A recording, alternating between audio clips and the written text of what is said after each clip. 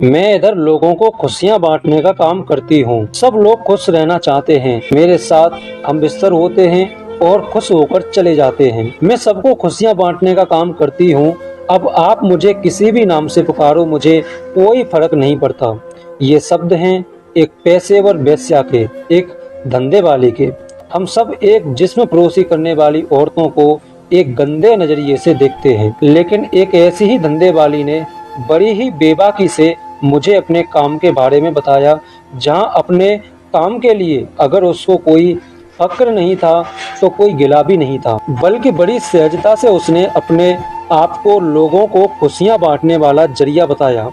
वेश्यावृत्ति और वेश्याओं की स्थिति पर बन रही एक डॉक्यूमेंट्री फिल्म के सिलसिले में मुझे एक बड़े शहर के रेड लाइट एरिया में जाने का मौका मिला। जैसा कि लोग मानते हैं, हम ऐसी औरतों को या तो नफरत की नजरिए से देखते हैं या फिर बेचारगी के तराजू से तोलते हैं। यहाँ भी हालात कुछ ऐसे ही थे। ज्यादातर औरतें अपने हालात और इस धंधे में होने वाली तमाम मुश्किलों के बारे में बयान कर रही थीं।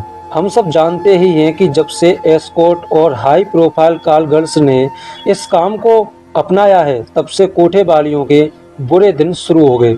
हालांकि ये भी अपनी ताज़ा नस्लों की शैली से बाहर निकालकर डिजिटल दुनिया के लिए तैयार कर रही हैं, लेकिन फिर भी दिक्कतें तो हैं ही, क्योंकि ना तो इनके पास उतनी सुविधाएं हैं और ना ही पैसा।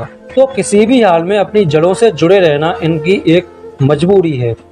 कई औरतों से बात करने के बाद मेरी मुलाकात एक 25-26 साल की लड़की से हुई। वो अपनी एक छोटी सी कोठरी के बाहर तैयार होकर बैठी थी। मैंने उससे बात करना शुरू किया। उसने बड़े ही चहकते अंदाज में अपना नाम बताया और मुझसे भी 2-4 सवाल पूछ डाले। मैंने उससे पूछा, ये आप क्या कर रहे हो और क्यों कर रहे हो?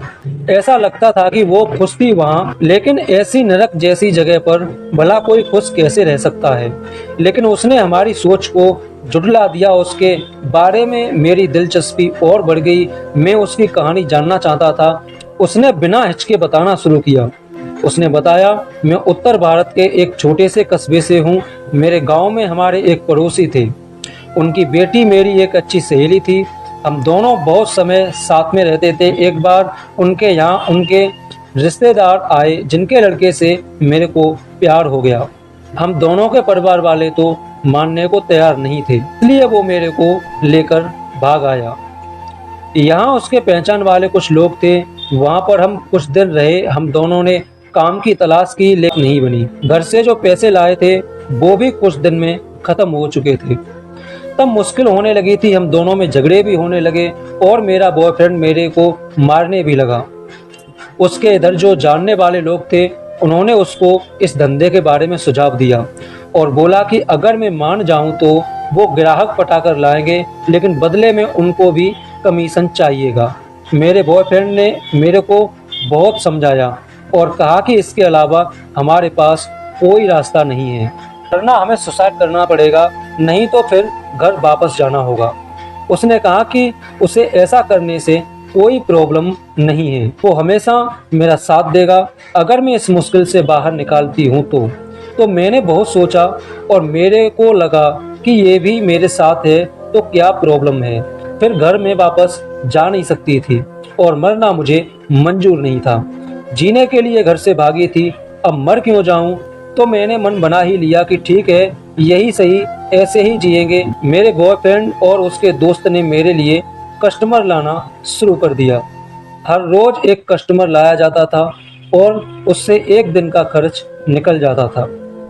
ऐसे ही कुछ दिन चला, लेकिन पैसे जुड़ नहीं पा रहे थे, क्योंकि रोज का खाना पीना और कमीशन का पैसा निकालकर कुछ बचता ही नहीं था। तब मेरा बॉयफ्रेंड मेरे पास एक नया ऑफर लेकर आया कि वो मुझे एक कोटे पर बेचेगा और वहां से बदले में एक मोटी रकम लेकर उससे अपना काम शुरू करेगा। फिर कुछ दिन बाद वो मुझे वापस खरीद कर ले जाएगा। मैंने ये बात भी मान ली। वो मुझे यहाँ छोड़कर पैसे लेकर चला गया।